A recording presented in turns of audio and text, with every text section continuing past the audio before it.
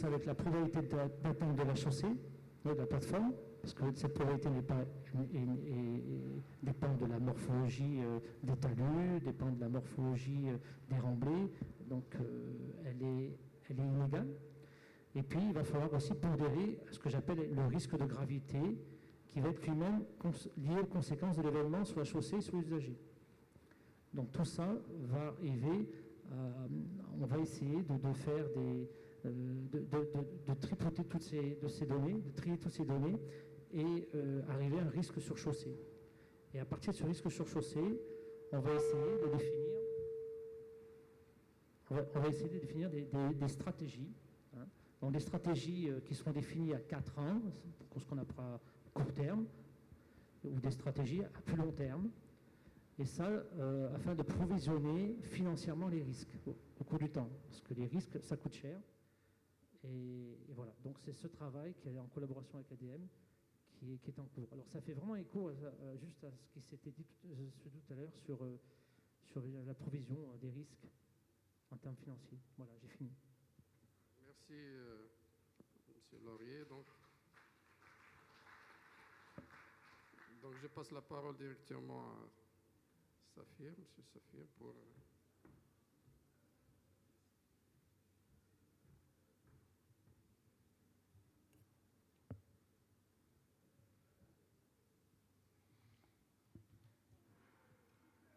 Est-ce qu'on peut lancer la présentation, s'il vous plaît? Oui. Voilà, je remercie tout d'abord ADM d'avoir organisé cette journée sur la mobilité durable. Et je vous propose, pour ce voyage dans le temps, parce qu'on va parler de la route de demain, le sommaire suivant. Très bien, ça marche. Donc, on va commencer par la définition sur la mobilité durable. Ensuite, on va parler de la route 5e génération, la route 5G. Ensuite, on va parler de l'énergie et l'électricité dans le monde, avant de parler de la route solaire, Wattway. Et je termine par un film d'illustration sur la route solaire qui a été tourné à Ouarzazate et qui vient d'être primé aux États-Unis. Je pense que je ne vais pas m'attarder sur la définition de la mobilité durable parce qu'il y a un problème de couleur du fond. Je ne vais pas m'attarder sur la définition de la mobilité durable parce que certainement d'autres orateurs ont certainement ce matin donné cette définition qui est une définition universelle et commune à tout le monde. Et la route fait partie intégrante de ce process sur la mobilité durable. La route s'est toujours développée en accompagnant le développement de l'homme. Et ce développement est passé par plusieurs étapes et générations. La première génération, c'est le sentier ou le chemin rural qui existe encore dans certaines campagnes ou zones montagneuses au Maroc et ailleurs. La deuxième génération, c'est la route pavée.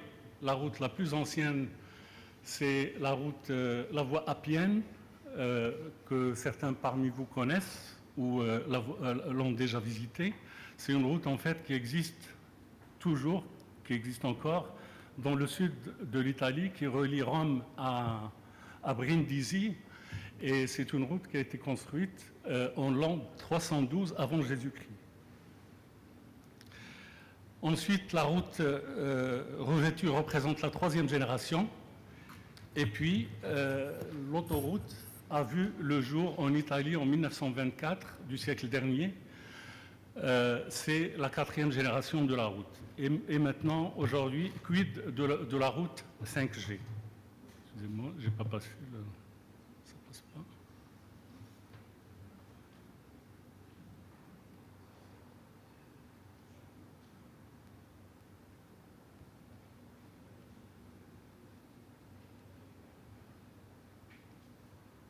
Bon, ok. La route de demain, appelée 5G, c'est une route en fait qui va être dépolluante, recyclée, connectée, modulaire, à longue durée de vie. c'est une route autoréparatrice, c'est une route qui existe déjà hein, à Marne-la-Vallée en France. C'est une route qui est silencieuse aussi. Bref, c'est une route qui est intelligente et propre. Propre dans le sens environnement du terme.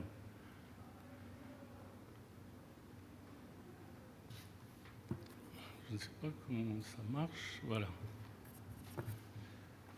Si la route est le premier vecteur de développement d'un pays, l'énergie en est le deuxième.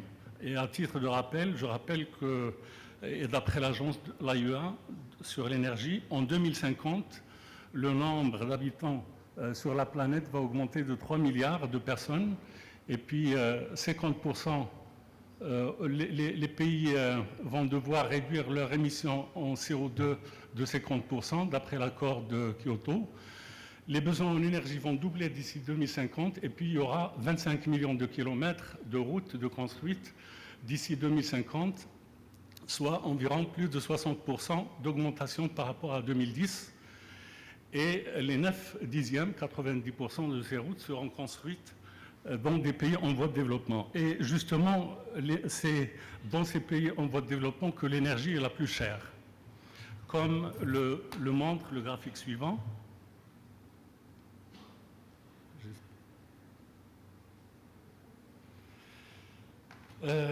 Comme vous le voyez sur ce graphique, le prix de l'électricité n'est pas démocratisé, il varie d'un pays à l'autre. Ce prix, comme le montre le graphique, est 5 fois plus cher en Afrique qu'il est en France. En France, ils utilisent l'énergie nucléaire, alors qu'en Afrique, l'utilisation de l'énergie est basée sur notamment le pétrole et le charbon. Le graphique de gauche par rapport à vous, de droite, pardon, le graphique de droite montre que pour s'enrichir, il faut consommer de l'énergie, mais pour en consommer, il faut être riche. C'est là où nous sommes devant un dilemme. C'est ainsi que les entreprises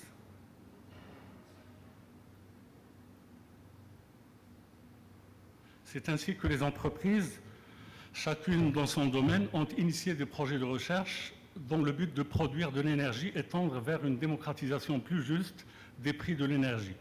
Dans ce sens, Colas vient de mettre sur le marché au moment de la COP 21 une technologie de rupture. Il s'agit de la route solaire que nous avons baptisée Wattway. Là, je vous montre le premier échantillon qui a été fabriqué au laboratoire et qui coûte certainement très cher dans quelques années.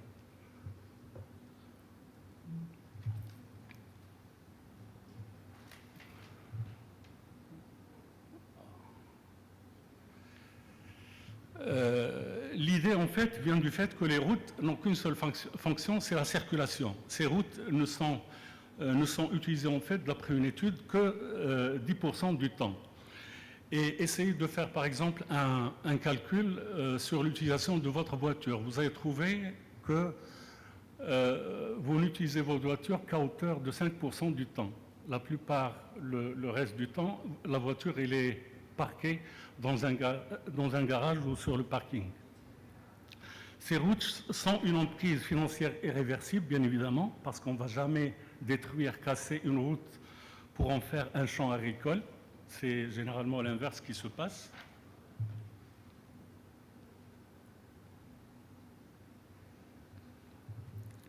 L'idée du début était d'initier un projet en fait de recherche pour pouvoir comment exploiter, profiter de la chaleur emmagasinée par la chaussée, qui est un corps noir généralement, bien qu'elle peut être de toutes les couleurs maintenant, et la transformer en énergie. Après 5 ans d'études, nous avons donc abouti à un système de panneaux photovoltaïques sous forme de dalles.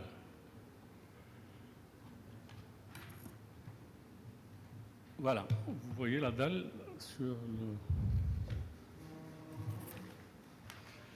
Ces dalles sont mises en place sur le support qui aura nécessité auparavant quelques travaux de préparation, bien sûr. Les cellules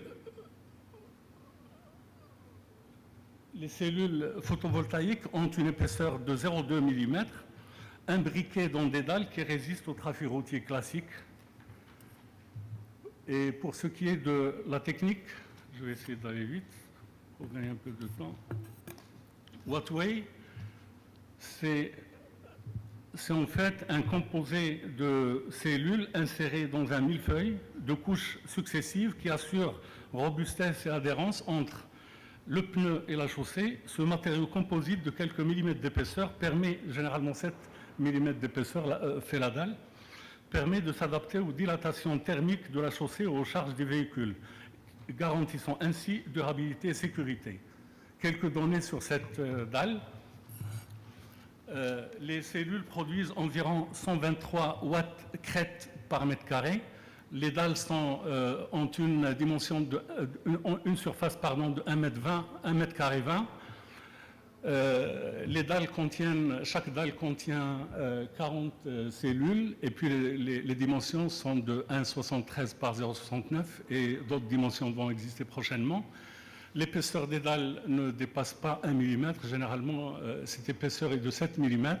Et puis, le poids de la dalle est de 9 kg.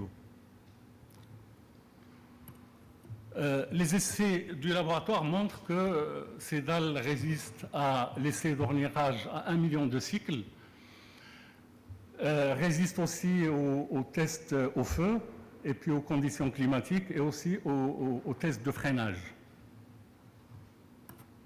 Quelques réalisations avant de vous montrer le film. Là, c'est en fait une planche de démonstration que nous avons réalisée au CST dans les Yvelines, en région parisienne. Vous pouvez visiter si vous êtes en visite dans la région, et qui subit les conditions climatiques et puis le trafic.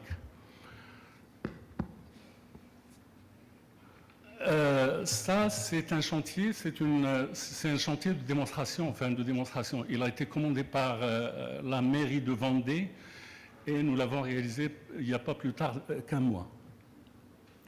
Et puis, le dernier slide, c'est le Wattway qui a été présenté la première fois à la COP22. Il a fait le buzz et il a reçu le prix de l'innovation.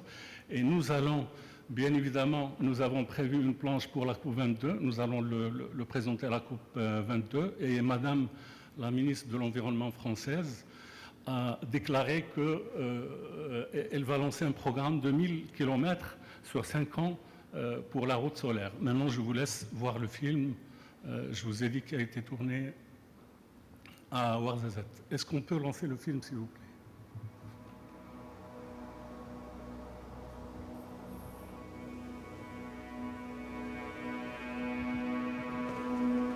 Quand je regarde le monde qui m'entoure, je me dis que l'homme a fait beaucoup pour que l'humanité avance. Mais notre planète n'est-elle pas aujourd'hui menacée? N'est-il pas temps de chercher une nouvelle voie? La nature nous offre des sources inépuisables d'énergie. L'eau, le vent, le soleil, à portée de main. J'ai entendu dire que si on plaçait des panneaux solaires dans seulement 1% des déserts, on pourrait répondre aux besoins énergétiques mondiaux.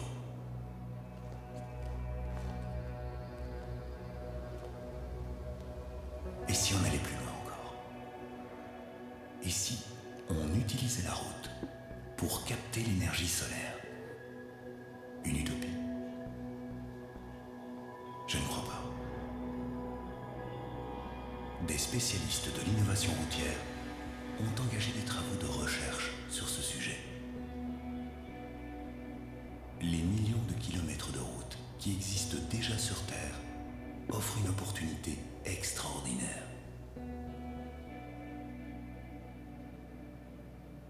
Avec un revêtement routier capable de produire une énergie propre, j'imagine déjà de nombreuses applications.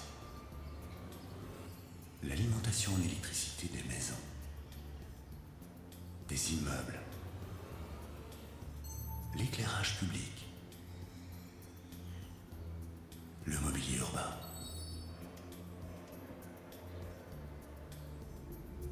Ce sera aussi une route intelligente, capable de s'adapter aux conditions du trafic, de lire et d'interpréter les flux de circulation.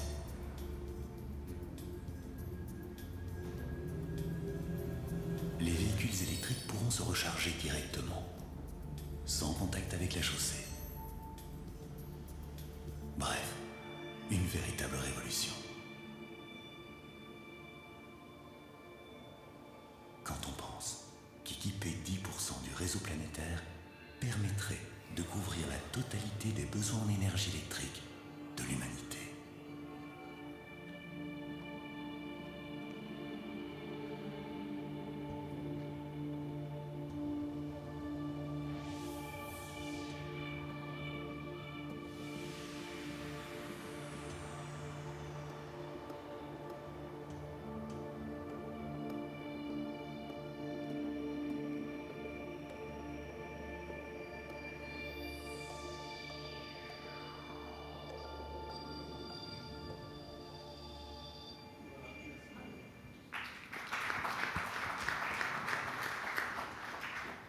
Merci de cette projection dans l'avenir, qui est très proche, j'espère. Déjà, donc, donc je pense que M. Benjeloun va nous donner un petit peu les idées sur Waterway cette fois-ci, sur l'eau, son agressivité et ce que fait le département de l'eau dans ce sujet. À vous la parole, Sylvie. Merci. Donc, tout d'abord, je tiens à vous remercier parce que inviter le ministère de l'eau, c'est un premier pas vers une collaboration future, j'espère. Donc, moi, je n'ai pas de présentation, je vais faire juste un témoignage parce qu'à travers l'intitulé de la séance, c'est eau, énergie, risque dans la gestion et la planification. Donc, à travers ce titre, on voit qu'il y a plusieurs secteurs, mais peut-être que aussi bien dans la gestion que dans la planification, ça serait très intéressant de mutualiser les énergies et de travailler ensemble, parce qu'il y a plusieurs aspects, aussi bien dans la gestion que dans la planification, aussi bien dans les études, qu'on pourrait partager. Il y a des expériences qui sont faites au niveau par exemple, dans le domaine de l'hydraulique pour la lutte contre l'érosion, etc., qui peuvent servir également pour le domaine routier. Donc moi, je vais faire un témoignage pour que l'eau et les autoroutes restent des amis. Tout projet routier ou autoroutier a des impacts certains sur son environnement et sur l'eau en général.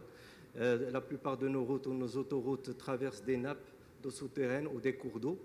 Et bien sûr, comme tout projet d'aménagement du territoire, ces projets ont des impacts. Donc il serait très intéressant d'intégrer dès les phases les plus initiales ces aspects dans leur planification et dans les études d'impact pour atténuer ces impacts éventuels. Comme vous le savez, avec le changement climatique, les changements climatiques vont avoir un impact certain sur l'ensemble de nos ressources naturelles, et bien sûr l'eau est la première ressource qui est affectée, puisque l'eau va être affectée par l'augmentation des températures, mais également par le dérèglement au niveau de la pluviométrie. Et donc ceci va avoir des impacts certains sur la ressource en eau, mais également, donc, bien sûr, ça va avoir des effets importants sur les phénomènes tels que les inondations et bien sûr l'érosion. Donc c'est des phénomènes qui vont être accentués dans l'avenir. Donc c'est pour ça que, aussi bien dans nos études de planification de ces projets très importants, donc il faut tenir compte de cette composante, notamment dans le dimensionnement des ouvrages d'art, pour intégrer cet aspect changement climatique dans tous nos aspects. Nous, au niveau du secteur de l'eau, nous avons toujours essayé d'anticiper les problématiques, notamment dans nos documents de planification.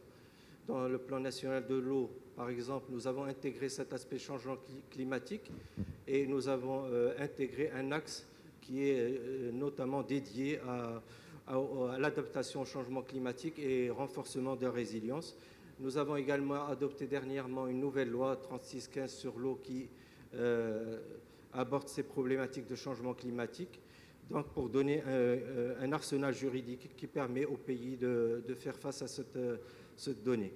Concernant le plan national de l'eau, donc il y a des aspects très importants qui ont été intégrés dans ce plan et qui peuvent également servir à nos infrastructures routières, notamment tout ce qui est réutilisation des eaux usées, notamment pour les espaces verts dans les aires de repos, la gestion des eaux pluviales, qui est très importante. Donc c'est un aspect qui a été abordé au niveau du plan national et que nous pourrons élaborer dans le cadre de coopération avec les autoroutes du Maroc. L'aspect très important, c'est la problématique des inondations. Comme vous le savez, les ouvrages, les infrastructures hydrauliques, parfois, si elles sont réalisées d'une manière qui n'est pas très bien étudiée, peut constituer vraiment une barrière à l'écoulement naturel et peut accentuer davantage cette problématique des inondations. Et c'est pour ça qu'au niveau du ministère chargé de l'eau, nous sommes prêts à collaborer avec la Société des autoroutes à travers, en mettant en place des conventions de partenariat avec le ministère et les agences qui sont des agences opérationnelles au niveau du territoire pour développer certains axes de coopération, notamment les recherches dans le dimensionnement des ouvrages de franchissement et le réseau d'assainissement et de drainage, la gestion des eaux pluviales, où nous avons beaucoup d'expérience, notamment avec nos partenaires GIZ, et la réutilisation des eaux usées avec des technologies nouvelles qui peuvent servir également. Et bien sûr, la préservation de la qualité des eaux limitrophes au niveau des nappes et des réseaux hydrographiques tout le long du réseau routier et autoroutier. Et donc, je vous remercie pour votre attention. Merci. Merci, c'est Benjiloun. Donc, je passerai directement à Dr Mousdak. Il va nous parler un petit peu de gestion des érosions, des phénomènes d'érosion à travers des simulations.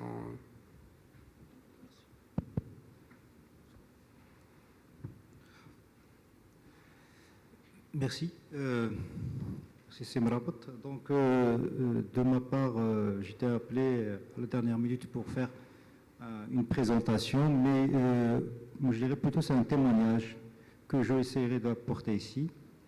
Il s'agit au fait d'un projet que nous avons lancé avec l'ADM, la GIZ, un bureau allemand et pro, et l'INRA, il y a à peu près 4 ans. Et dans ce projet, il y avait beaucoup de questions qui ont été soulevées, notamment étudier l'impact des effets des changements climatiques sur les ouvrages autoroutiers. Donc, je ne vous cache pas, au début, le thème était un peu compliqué, un peu difficile, parce qu'il y a beaucoup d'inconnus dans l'équation. D'abord, il y a la dimension changement climatique, et il n'y a personne qui peut dire tout ce qu'on a maintenant en termes de scénario climatique, comment on peut les appréhender à l'échelle nationale, à ce qu'ils appellent maintenant le downscaling, parce que tous les modèles qu'on a, c'est des modèles un peu, je dirais, planétaires, régionaux. À l'échelle des pays, à l'échelle d'un bassin versant, c'est un peu compliqué pour le percevoir. Et il y a aussi beaucoup de questions inconnues en termes de type, je dirais, de végétation, de type de sol, parce qu'il s'agit surtout des formes d'adaptation à ces changements climatiques. Et sur ça, donc on a fait une méthodologie qui était un peu innovatrice parce qu'on a fait une méthodologie, je n'ai pas voulu aussi aller un peu vers les détails, mais globalement une méthodologie multi-échelle, c'est-à-dire à l'échelle de la région, à l'échelle du bassin versant et à l'échelle des talus. Déjà, donc, on a essayé de tester à l'échelle de la région plusieurs méthodes de cartographie de l'érosion, parce qu'il ne faut pas, c'est pour ça qu'il y a une complémentarité avec la présentation de notre ami tout à l'heure, c'est que nous, on s'intéresse plutôt aux 20-30 cm de sol. C'est parce que le sol, le géologue, pour lui, c'est le seul sol. Pour nous, en tant que science du sol, c'est plutôt le top où on a le gros du problème quand il y a des sédiments, qui est détachabilité. Et c'est ces sédiments-là qui viennent colmater les infrastructures et créent beaucoup de problèmes au niveau des inondations. Donc on s'est intéressé à ces 20-30 cm et comment stopper cette érosion. Effectivement, on s'est basé sur le travail qui a été déjà lancé, a été présenté ce matin avec les collègues INRA, ADM et beaucoup d'espèces de végétalisation. Mais nous, pour la région, d'abord, comme j'ai dit, pour cartographier les zones, on a testé plusieurs modèles. Un modèle le plus utilisé, c'est le modèle américain Russell, Et malheureusement, quand on l'a testé avec des vérifications terrain, on a trouvé ni le modèle Russell, ni le modèle Yusel ne s'adaptent pas au contexte marocain. On a testé une autre méthode de l'Europe, qui est plus utilisée en Europe. Et donc, à la fin, et aussi une troisième méthode qui est de l'ONU. Et à la fin, on s'est retrouvé avec je dirais, un classement des méthodes qui sont les plus adaptées pour le contexte du Maroc, du nord vers le sud. Après cette présentation au niveau de la région, on est descendu à l'échelle du bassin versant. Et à l'échelle du bassin versant, c'était un peu plus compliqué parce qu'il fallait qu'on teste ces effets de changement climatique à l'échelle de 3 bassins versants. Comme vous savez, le Maroc, il a un zonage agroécologique du nord, centre et sud qui est complètement différent. Et même les sols, ils suivent cette différence. Et ce qui se passe, et ce qui est réalisable au niveau du nord du Maroc et la région de Taza, n'est pas adapté pour la région du centre, où il y a les sols plus calcaires et il y a d'autres plus stables que les sols de la région d'Agadir. Et sur ça, avec l'équipe allemande, on a lancé une grande, opération de terrain. On a utilisé des simulateurs de pluie, des mesures de terrain, et c'est pour ça que je tiens à remercier l'ADEME, parce qu'il a lancé un chantier. Et dans ce chantier, à la fin, on s'est retrouvé avec plusieurs doctorants, parce qu'il y avait beaucoup de travail de terrain, et on a quand même, à la fin, abouti à un renforcement de capacité à travers quelques thèses de master et de doctorat, avec plusieurs universités de Kinitra, de Tanger, de Tétouan, aussi de la région de Stas, et même à Rabat. Donc, plusieurs doctorants. Donc, c'est un output qu'on a aussi appris, parce qu'avec ce projet-là, on a développé, un knowledge, des connaissances qu'on ne savait pas. Et après, il venait l'étape la plus difficile, c'est au niveau de talus. Donc, vous voyez, si vous me suivez, c'est la région, bassin versant, à l'échelle des talus, et c'est là où on se confrontait avec la réalité terrain, parce qu'on peut modéliser ce qu'on veut, mais quand on essaye de faire la dimension à l'échelle des talus pour, à la fin, aboutir à, à un référentiel qu'on peut présenter aux décideurs pour dire, attention, ce que vous utilisez avant comme équation pour le démentionnement, qui utilise la pluie décennale, cette pluie qui est décennale, il n'est plus la réalité maintenant. Avec les changements climatiques, on a 20% plus et on a plus d'événements extrêmes. Et en plus, ce qui est grave, c'est la température. Regardez les dernières statistiques. Les 2 derniers mois, juillet et août, c'est les mois les plus chauds depuis qu'on a commencé l'enregistrement climatique. Ça vient de sortir. Ça veut dire que le Maroc, il est dans un cycle où le climat, il est vraiment changeant, et que nous devons se préparer par rapport à cela. Et donc, c'est pour ça qu'on a fait recours à la modélisation. On a, grâce à ces travaux qui ont pris quelques années, avec les mesures de terrain, heureusement qu'on a trouvé déjà que les collègues ont installé quelques essais de végétalisation pour essayer de lutter contre cette érosion, parce que les mesures que nous avons faites avec l'équipe allemande, c'est que si on ne fait rien, si on ne fait pas de végétalisation, c'est que si on reçoit une pluie de 60 mm à l'heure, on reçoit comme érosion 50 mm à l'heure. Ça veut dire qu'on reçoit presque tout l'eau sur le talus, et si on ne fait rien. Si on fait quelques formes de végétalisation, on a trouvé que cette pluie débit, cette équation de pluie débit se réduit à 50%, à 25%. Et donc tout ça, après, il faut le chiffrer et voir l'impact en termes de chiffres, et c'est facile à le faire. Mais ce qu'on a retenu de cette expérience, c'est que maintenant, on est en phase de calibrer un modèle adapté aux conditions du pays. C'est un modèle basé sur un concept américain.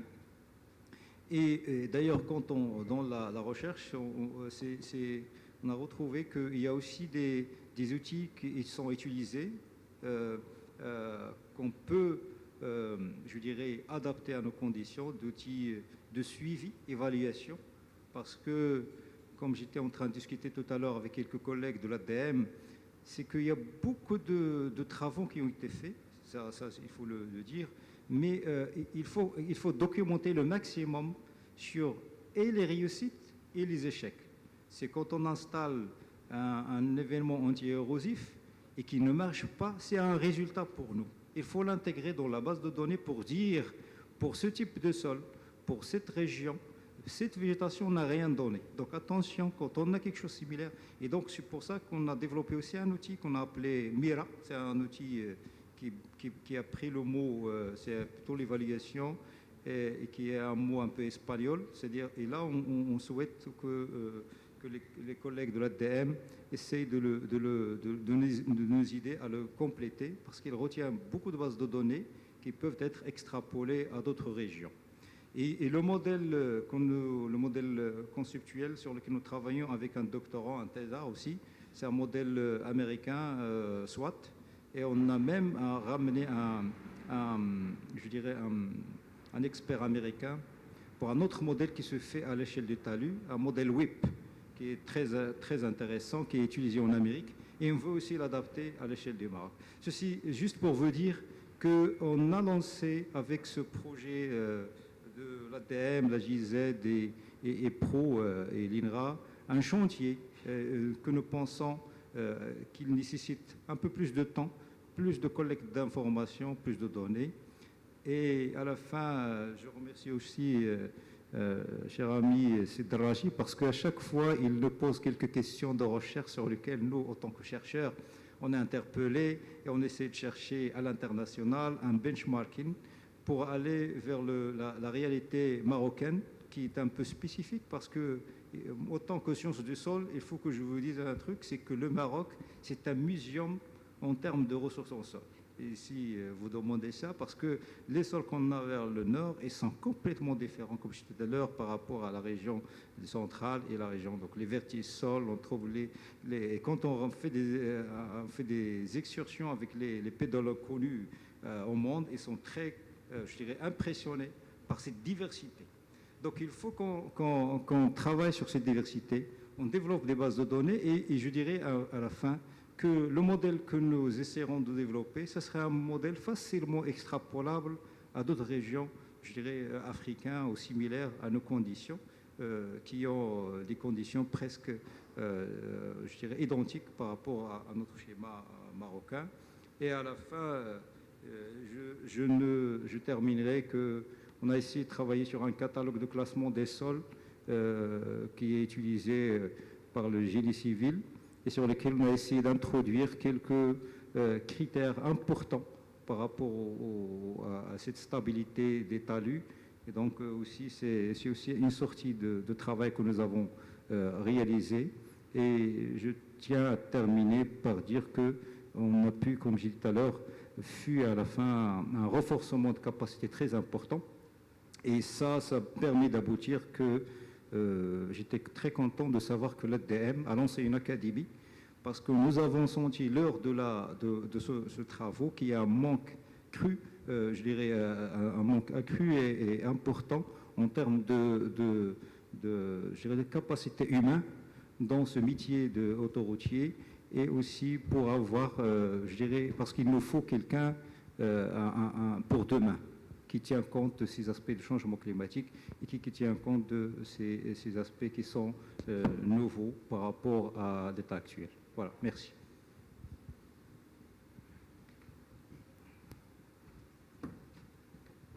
Si nous avons du temps pour quelques questions, donc je demanderai à la salle si vous avez des questions aux 4 panélistes. Je me permets un petit peu de résumer. Donc, le premier, c'était sur les risques naturels et surtout sur les glissements de terrain, sur les instabilités rocheuses. Et ils ont développé des cartes de zones d'instabilité. Ils ont des méthodologies, des outils très profondes et intéressantes à utiliser au niveau du Maroc. Notre collègue nous a impressionnés par les 5G, les autoroutes d'aujourd'hui et de demain, et surtout sur l'efficacité, l'efficience énergétique. Ils peuvent permettre la production d'énergie même. Et notre ami du ministère délégué de l'eau, c'est tout ce qui est impact des autoroutes sur aussi bien les ressources en eau hydrique de surface que de profonde, les études d'impact nécessaires à faire avant de faire les ouvrages, et que notre ministère a des technologies, des outils pour la réutilisation des eaux usées, aussi pour la gestion des eaux pluviales. Ce sont deux aspects très importants dans un Maroc qui est aride. Mon collègue, c'est surtout tout ce qui est vulnérabilité à l'érosion, c'est très important. Avec l'ADM et le GIZ, nous avons un autre esprit de recherche sur la vulnérabilité de l'érosion vis-à-vis des bassins versants, mais dans ce cas, ce sont des bassins versants là où il n'y a pas les oueds, les rivières, mais il y a les autoroutes. Donc c'est un aspect de santé de ces bassins versants. Donc c'est un petit peu le résumé des quatre panels. J'espère que j'étais un petit peu dans une bonne synthèse. Je vous laisse si vous avez des questions aux quatre panélistes et je vous remercie. À vous la parole.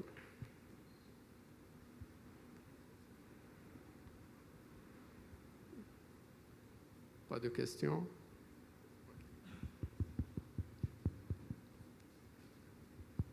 بسم الله الرحمن الرحيم. السلام عليكم. أنا بحقيقة لم أكن أود أن أتدخل، ولكن تفاعلت مع الأستاذ المصدق في مداخلته، وكذلك كذلك المتداخلين الآخرين. وهذا كيحلنا ما يسمى بلا غوفيرنونس، لا بون غوفيرنونس، يعني الحكامة الجيدة. وكذلك شار واحد المسألة أخرى هو العنصر البشري. وأنا بحقيقة مع الأسف الشديد طرحت السؤال ديالي في الصباح للسيدة الممثلة اللي كانت حاضرة، ولكن مع الأسف الترجمة ما وصلت لهاش الفكرة. مع العلم دابا الآن أنا كنقول وأنا أتمن ما قاله، اللي كدار واحد المجموعة ديال المحاضرات، مجموعة ديال اللقاءات أبخي وما بعد، وقال واحد المسألة لا يمكن نجاح أي منتوج، وأنا أسطر على منتوج يعني برودوي، وكاينة واحد لا ريغل انترناسيونال كي ديز il faut connaître le produit avant de la vendre. يجب معرفة المنتوج قبل تسويقه. وانا ما اعتقد واش حنا دابا الان قادرين ان نسوق هذا المنتوج ولمن. الان خص اولا انا كما ذكرت في الصباح يجب اشراك الاعلام بما فيه، يعني يكون شريك اساسي. ثانيا هذه الاشياء الذين نقولها في القاعات يجب ان تخرج من القاعات عن طريق الاعلام طبعا. وكذلك لا ننسى دابا الان لدينا دستور ديال 2011 الذي يحث على اشراك حتى المواطن. احيانا كنقوموا بواحد المجموعه ديال البرامج ولكن ما كنشاركوش الناس المحيطين.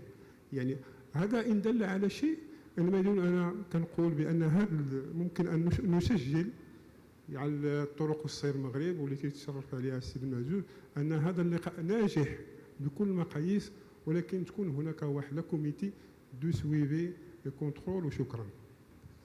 شكرا.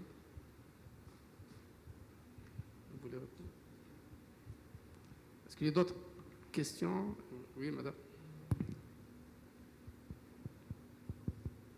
Merci. Je suis Hind Marani Alaoui, chargée de réalisation d'infrastructures communes à Mazen, agence marocaine pour l'énergie solaire.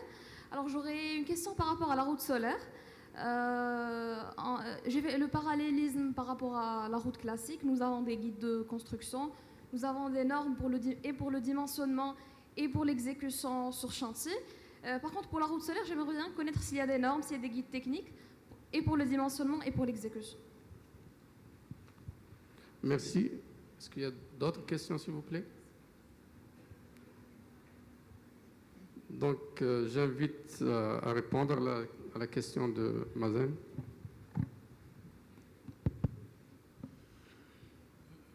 Comme vous le savez, enfin, je l'ai dit dans l'exposé, la route solaire vient de voir le jour lors de la COP21, donc il a pratiquement pas plus d'un an. Nous sommes en train de subir à ces dalles photovoltaïques énormément d'essais.